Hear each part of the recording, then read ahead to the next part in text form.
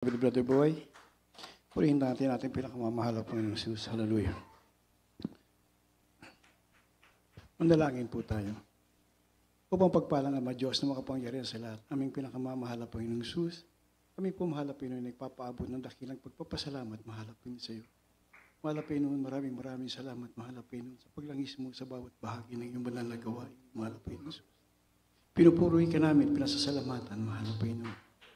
Mahal na Panginoon, sa unang panalangin namin minamahal kagalang-galang ng mahal pastor, assistant pastor, sila na nagturo sa amin upang kilalanin ka ng buong buo sa Espiritu at katotohanan, mahal na Panginoon.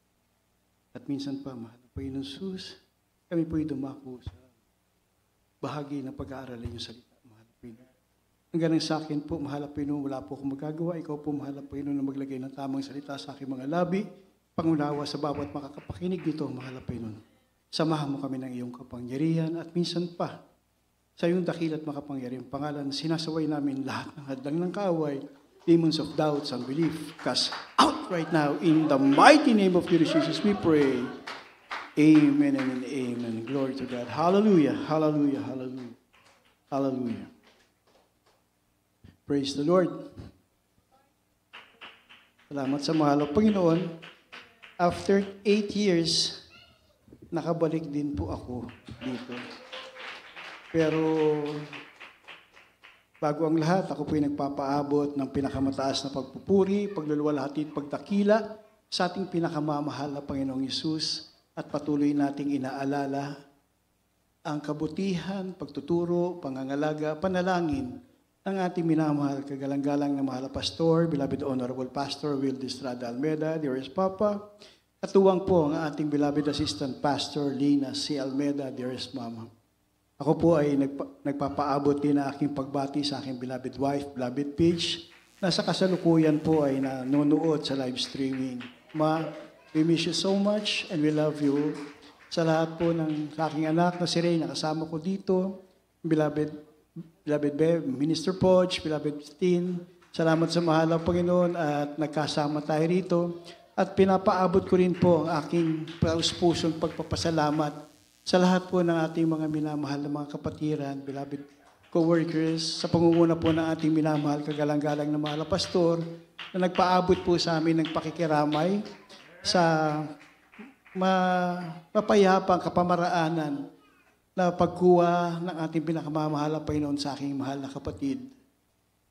We miss him so much, but I know in the presence of God, mas maganda ang kanyang katayuan doon. And we are so grateful sa ating pinakamamahal na Panginoong Hesus sa mga bagay na ito. Pinapaabot ko rin po aking pagbati sa lahat po ng ating mga mahal na mga kapatiran, sa lahat po ng ating mga beloved mga preachers, co-preachers na narito, beloved co-workers na narito, sa lahat po ng manunugtog, mga awit, sa lahat po ng ating mga elders of the church, sa lahat po ng ating mga minamahal na mga kapatiran, purihin natin ang ating pinakamamahal na Panginoong Jesus. Hallelujah, hallelujah.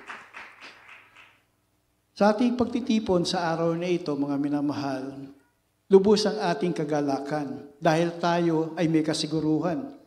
Sabi nga, di ba po sa Matthew 18:20, "For where 2 or 3 gathered in my name, there I am in the midst of them." Tayo ay nagkakaroon ng kasiguruhan. Dahil tayo ay higit sa 3, higit sa mas marami, tayo ay naririto at may kasiguruhan tayo, ang ating pagtitipon, ang ating niluwalhati at ang ating pinasasalamatan ay walang iba kung hindi ang ating pinakamamahal na Panginoong Hesus. Kaya ang ating kaligayahan ay patuloy natin pinadadama, ang ating pagpapasalamat, ang ating mga pag-iingat ng ating pinakamamahal na Panginoon, ating itong pinasasalamatan sa kanyang walang hanggang kabutihan. Amen. Pag-aralan natin mga minamahal kung ang mahal na Panginoon pala ay sumasa atin sa ating pagtitipon. 1, 2 o 3, higit pa doon, tayo po ay nandito kalagitnaan ng presensya ng mahal na Panginoon. Pero ang ating pakikipagtipan sa mahal na Panginoon o ang presensya ng mahal na Panginoon ay hindi na nanatili hanggang dito lang sa banal na gawain. Ang presensya ng mahal na Panginoon ay sumasa atin hanggang saan tayo pumunta dahil ang Diyos ay sumasa atin. Amen? Amen. So ano ang dapat nating gawin? Ang dapat natin gawin siguro ay unawain natin yung sinasabing panatilihin natin ang presensya ng ating pinakamamahal na Panginoon. Sinasabi nga rito yung abiding in God's presence means actively. Ibig sabihin, matagumpay, maningas ang ating pagpili ng ating pananatili. Connected to Him or loving God, relying on Him for strength and experiences His love and guidance in our daily life. Yung sa pagbantay sa atin ng mahal na Panginoon, yung pagsama ng mahal na Panginoon, anumang klaseng ating hinaharap, ay alam natin sa ating pang-araw-araw, may kasiguruhan tayo, ang Diyos na makapangyarihan sa lahat ng ating inaakap, ang ating patuloy na minamahal ay matapat na nagbibigay sa atin ng patnubay at paggabay sa araw-araw. Kaya nga sabi ng mahal na Panginoon, kung babasahin natin dito sa 1, 4, and 5, John 15, 4 and 5, ako na rin po kaya magbasa sa Tagalog.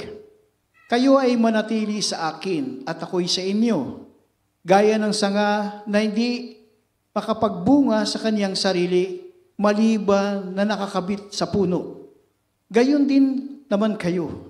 Maliban na kayo'y manatili sa akin, ako ang puno ng ubas, kayo ang mga sanga. Ang nananatili sa akin at ako sa kanya, ay siyang magbubunga ng marami. Sapagkat kung kayo'y hihiwalay sa akin, ay wala kayong magagawa. Dito sa panahong ito, inihantulad tayo ng mahal na Panginoon sa isang puno ng ubas, na siya nagbibigay ng kalakasan, katatagan, sa isang punong na pinakakinabangan na kung sino man ang hindi aalis sa kanya at magiging matibay na sanga, siguradong magbubunga. Ngunit kung tayo ay lalayo sa presensya ng mahal na Panginoon, hindi natin siyang kikilalanin at mabubuhay tayong mag-isa, wala tayong magagawa. For without God, it is impossible for our lives. We are nothing. Sabi nga po sa ating. Kaya nga, sabi nga dito, ano ba ang ibig sabihin nito, abide? Ano ba yung manatili? To remain, to stay, to dwell, manahan, at continue, magpatuloy.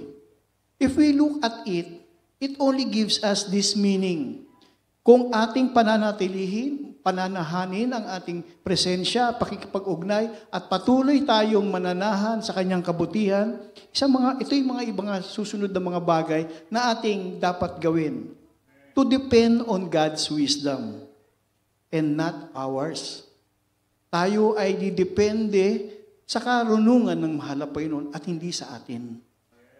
Kung tayo ay didepende sa karunungan ng mahal na Panginoon, ngayon, tayo'y dapat makinig sa kanyang mga sinasabi. Tayo rin ay dapat sumunod sa kanyang mga salita. At higit sa lahat, gawin natin ang ginagawa ng mahal na Panginoon without any reservation. Hindi po tayo pwedeng sabihin natin sa banal na gawain, ako'y mainit na Kristiyano. Hindi sa aking pag-uwi, iba ang aking pagkatao. Hindi rin sa aking paghahanap buhay, iba rin ang aking pakikitungo sa aking kapwa. Mga namamasukan. Hindi rin sa ating pag-aaral, sa mga kapwa-estudyante, iba rin ang ating pagkatao. Meron din po tayo minsan sinasabi sa ating buhay, na minsan sa ating katayuan, hindi tayo dumitepende sa kaalaman ng mahal na Panginoon. Bagkus, minsan tayo ay parang hinihigitan natin ang kaalaman ng mahal na Panginoon. Kung ikaw ay marunong, you dwell on your knowledge. Kung ikaw ay mayaman, you're dwelling also to yung mga pagpapala. Kung ikay kilalang tao, you dwell also on that. Kaya minsan, sabi nga nila, you are looking forward to attain such a position or a place higher than others. Gusto mong maabot lahat yun. Maabot lahat yun sa iyong kapamaraanan. Dahil sabi mo nga, ikaw ay marunong, matalino, marami kayong kabuhayan, kilala kang tao, at marami kang koneksyon. Lahat ng mga bagay na to, ay parang kala mo, ikaw nang gumagawa. Pero at the end of the day, sabihin mong ikaw ay nasa tuktok. Ikaw na yung nasa itaas. Ikaw na yung pinakilala. Ikaw na yung pinakahigit sa lahat. Anong nakikita mo doon? Anong susunod? Ikaw ba is nabuhay ayon sa banal na kalooban ng mahal na Panginoon o you miss something? Umabot ka nga sa tuktok ng iyong tagumpay sa iyong hanap buhay, hindi ka na naman pala nakakadalo. Minsan marami ka ng bagay na kinakaabalahan, hindi ka na rin nakakapagpuri. Hindi mo na nagagawa ang dating ginagawa mo na mayaman kang naninilbihan o nananampalataya sa iyong kainitan sa ating pinakamamahal na Panginoon. Ang akala mo ikaw na. Minsan nga sabi nga nila, may isang hagdan na nakahilig sa pinakamatuktok. Marami kang dinaanan hanggang inabot mo ang tuktok na to. And after you reach the top of it, what is next? Wala na. At makikita mo, lahat pala ng nilampasan mo, yun na ang nawala sa'yo. Which is, sabi nga dito sa Proverbs 14:12, there is a way which seemeth right unto a man, but the end thereof are the ways of death. Ang akala natin sa ating kaalaman, ay tayo pala ay marunong, magaling, tama, sa ating kamamaraanan. Sometimes we treat our loving God, the greatest provider, the God who loves us, akala natin, mahal na Panginoon, mahal na Panginoon, mahal na Panginoon. Pero you're always making your ways. You don't depend on God. Hindi ka na nakadepende. Mahal na Panginoon, tulungan mo ko. Pero before kang umasa by faith and believing that our Almighty God is talagang the greatest, will do everything, inuunahan mo na, para bang, ako nakakausap, ako nagagawa ng paraan. Ang akala mo, yung kapamaraanan mo, lahat magbibigay ng katagumpayan. Oo, sabihin natin, umabot ka sa rurok ng tagumpay. And after that, nandun ka na. At nakita mo pala, ang hilig ng hagdan ng iyong inakitan ay sa kapahamakan. Dahil wala na ang presensya ng mahal na Panginoon, wala na ang iyong pagmamahal sa pamilya, wala na ang pagmamahal mo sa kapatiran. Lahat yun, dinaanan mo na hindi yun namamalayan kasi ang alam mo, ang iyong ginagawa ay mabuti. Pero sa kaduluduhan nito ay kapahamakan. Kaya nga sabi po ng ating pinag-uusapan, we always depend on God's wisdom. It is not our wisdom, hindi sa ating karunungan at kaalaman. We submit ourselves to our loving God because He is the God who knows everything. Yun ang pinag-iingatan ng ating mga magulang sa mahal na Panginoon, na huwag tayong lumampas sa kalooban ng mahal na Panginoon. Baka pag tayo'y lumampas sa kalooban ng mahal na Panginoon, we treat ourselves na we are the one who achieve all those things. Sabi ng mahal na Panginoon, sabi ng ating minamahal na mga magulang sa mahal na Panginoon, bantayan mo iyong sarili. Panatilihin mong ikaw'y mapagkumbaba at bantayan mo ang iyong ginagawa. Tignan mo kung ito ay kalugod-lugod sa mahal na Panginoon o ito'y kalugod-lugod lamang sa tao. Hindi dapat maging kalugod-lugod sa tao dahil kung ikaw ay magbibigay ng kaluguran lamang sa tao, mawawala ang kaluguran para sa mahal na Panginoon. Amen?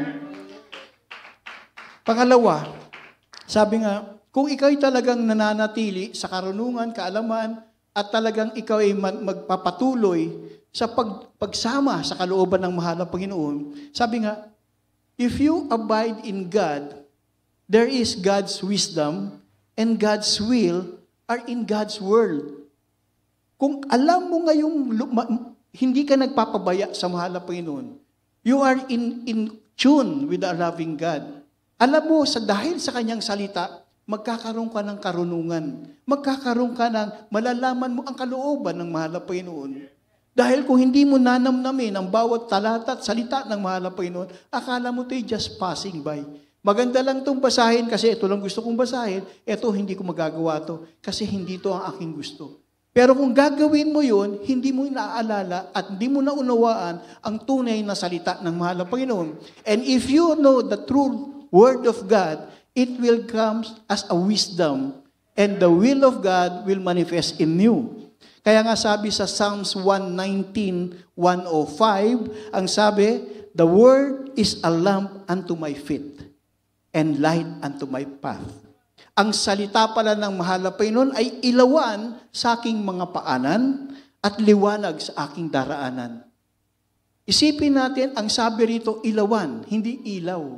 Ang ilaw, yan ay fix. Pag lumabas ka ron, kung walang ilaw, madilim. Hindi ka makakakita ng tamang daraanan.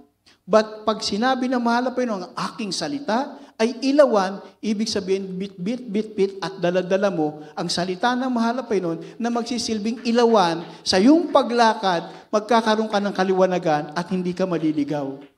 And if you have the Word of God and you meditate it day and night at talagang lanamnamin mo ang salita ng mahal na Panginoon, you will never go wrong. Huwag mong sabihin marunong ka. Magpakumbaba ka, mahal na Panginoon, dwell in me. Mahal na Panginoon, ibigay mo sa akin ang iyong gusto upang aking matutunan at aking maging ilawan sa aking paglakad na hindi ako magkamali at hindi ako magkaroon ng kapahamakan. John 1:4 and 14. Sa Juan 1, talon sa 4 at 14. Dito natin malalaman kung ano nga ba ang salita ng mahal na Panginoon.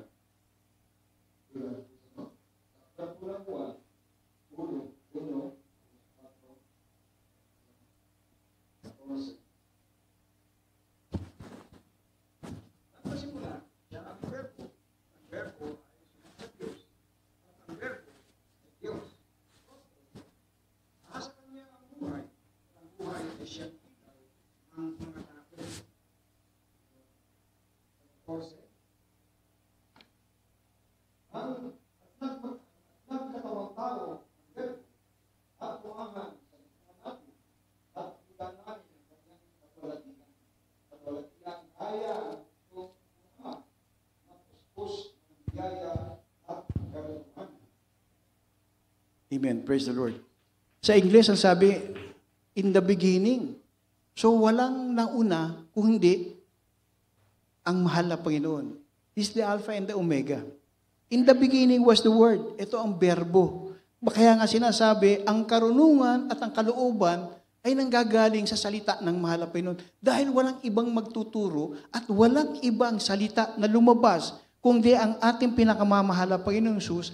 At ang salitang ito ay nananahan sa mahal na Panginoon bilang Espiritu.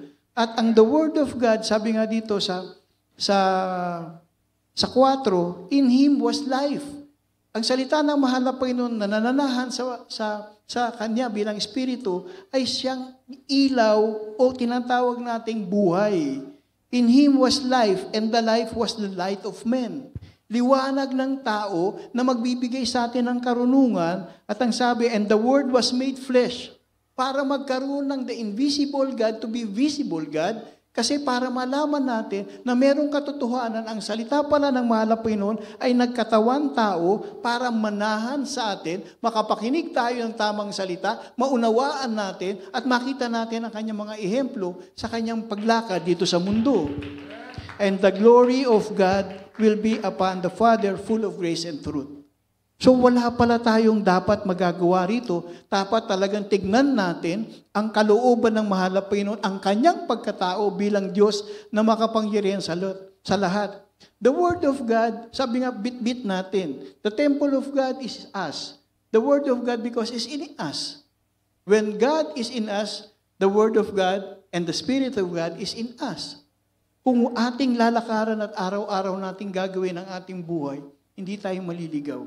At kung kayo ay hindi pa umaabot sa pamantayan ng kalooban ng mahal na Panginoon, then stop. Huminto muna kayo at isipin nyo, saan ako nagkukulang? Saan ako lumalakad? Ako ba'y talagang lumalakad sa liwanag na daladala ng salita ng mahal na Panginoon? O sa liwanag na dinadala ng tao sa pamamagitan ng social media, sa mga balita? Sometimes kasi, mas naiimpluwensyahan tayo sa social media. Ito ang uso ngayon, ito trending, dito tayo. Hindi na natin nakikita ngayon kung nasa ng totoong kapangyarihan. Ang kapangyarihan talaga ay nasa salita ng ating pinakamamahal na Panginoon. Wala tayong pwedeng katanungan dyan.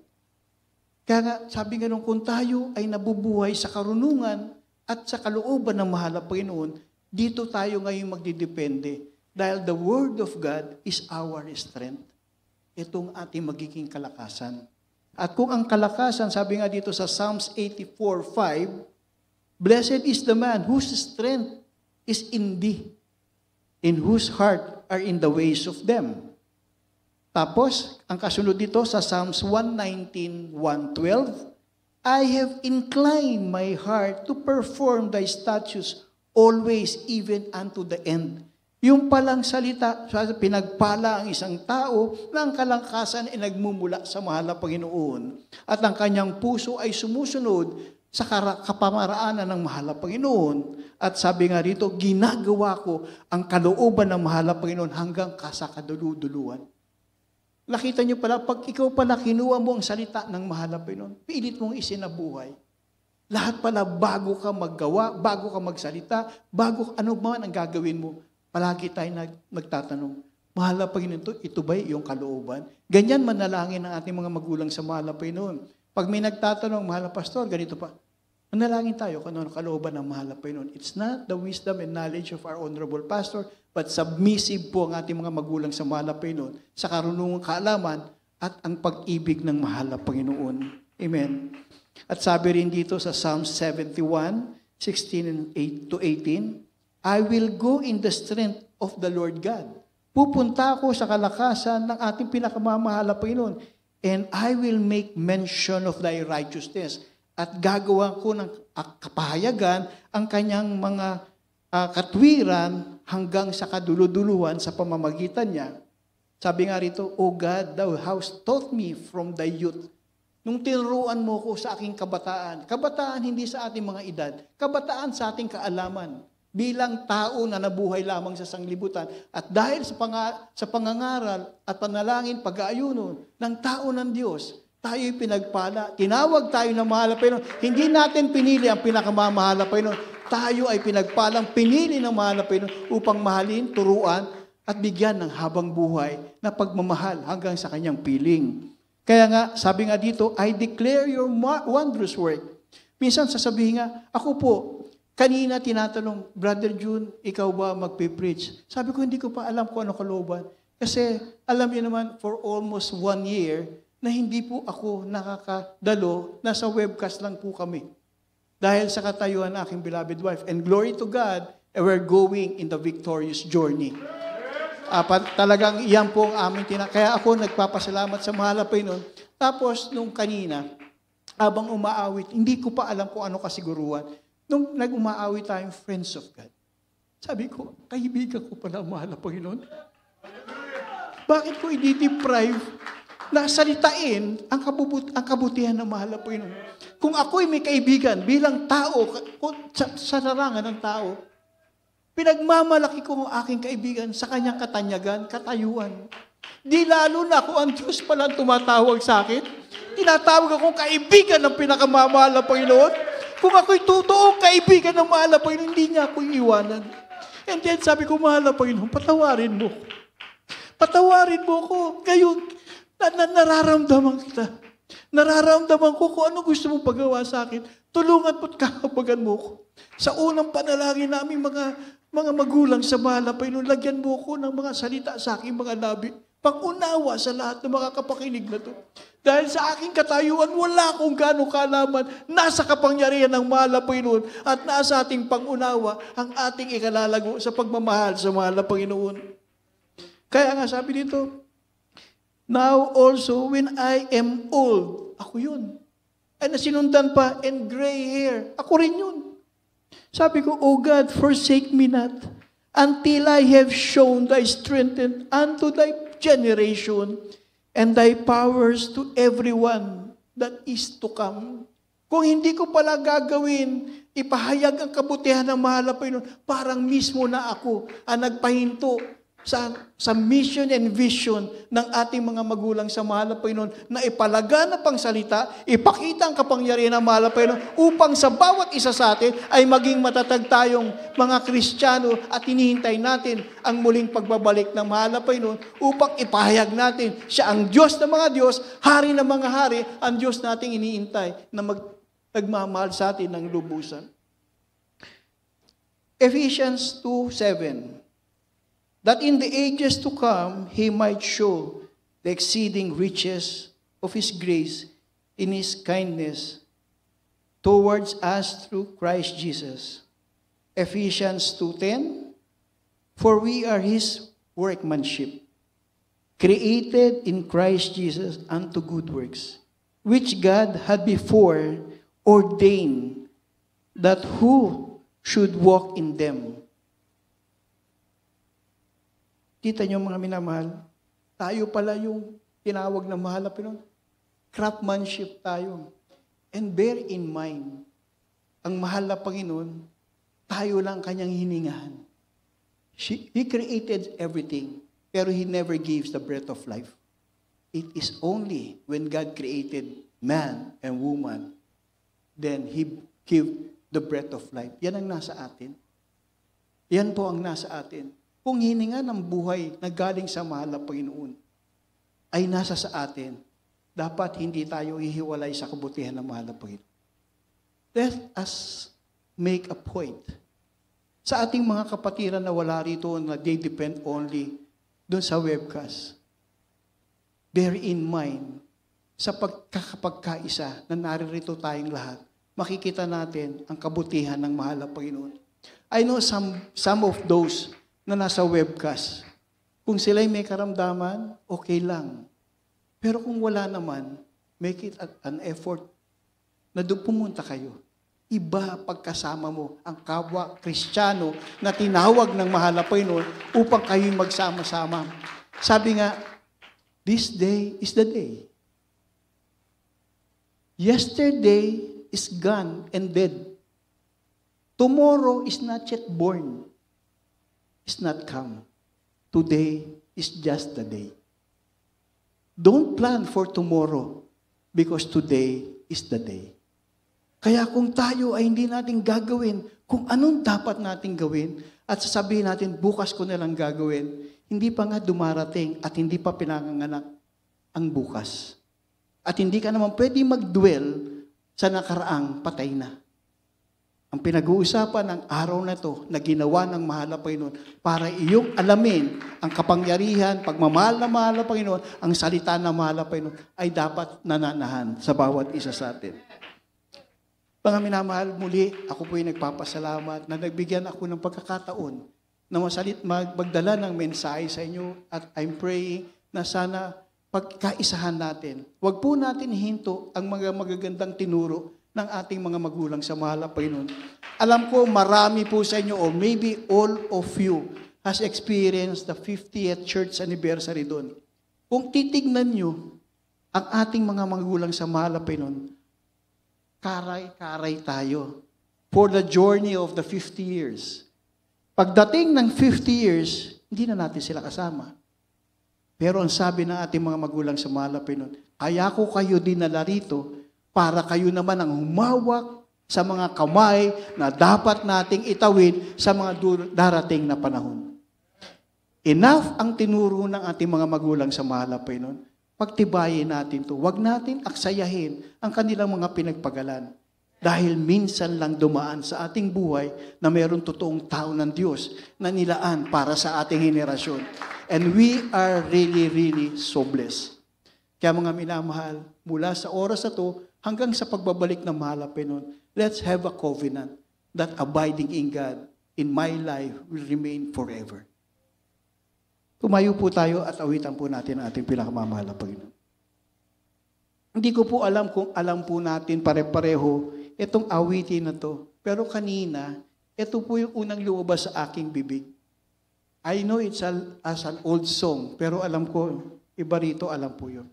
Yung awitin na, bind us together, Lord, bind us together with hope that cannot be broken. Bind us together, Lord, bind us together, Lord, bind us together with love. Dapat po mga minamahal, umailalim tayo sa kapangyarihan ng mahal na Panginoon. Ang mahal na Panginoon is from one end to another. From the beginning and the end. The Alpha and the Omega. Siya lang ang may kapangyarihan. Yakapin tayo, pagsamahin tayo, at pagtibayin ang nasa ating kapangyarihan na nagmumula sa mahal na Panginoon na itinuro ng ating mga magulang sa mahal na Panginoon. Bind us together, Lord. Bind us together with cords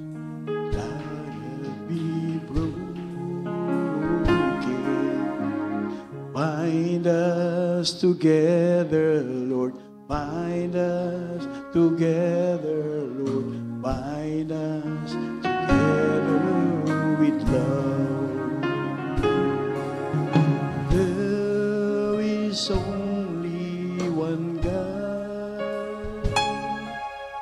There is only one King. Amen. Hallelujah. Oh, there is only one body. That is why we sing. Oh, hallelujah, hallelujah.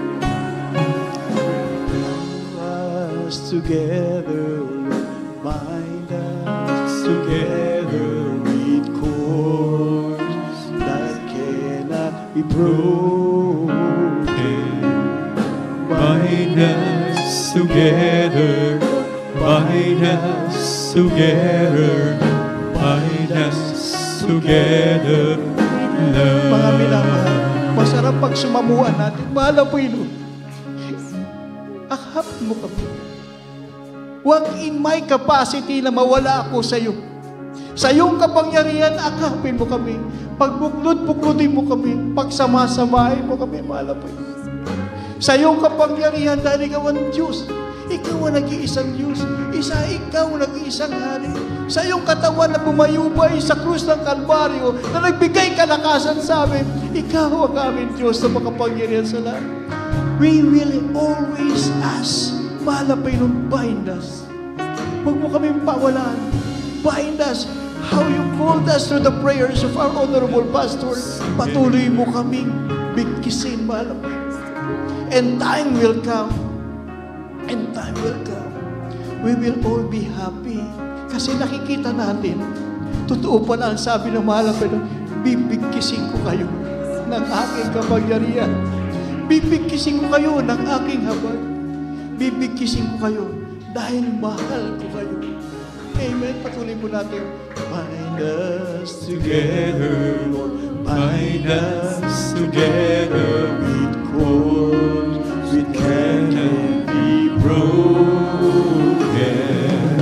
Bind us together, Lord. Bind us together, Lord. Bind us together with love. There is only one God. There is only one King. There is only one body. That is why we sing.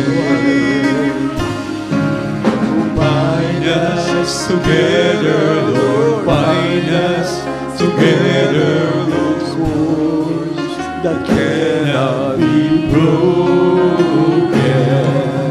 Bind us together, Lord. Bind us together.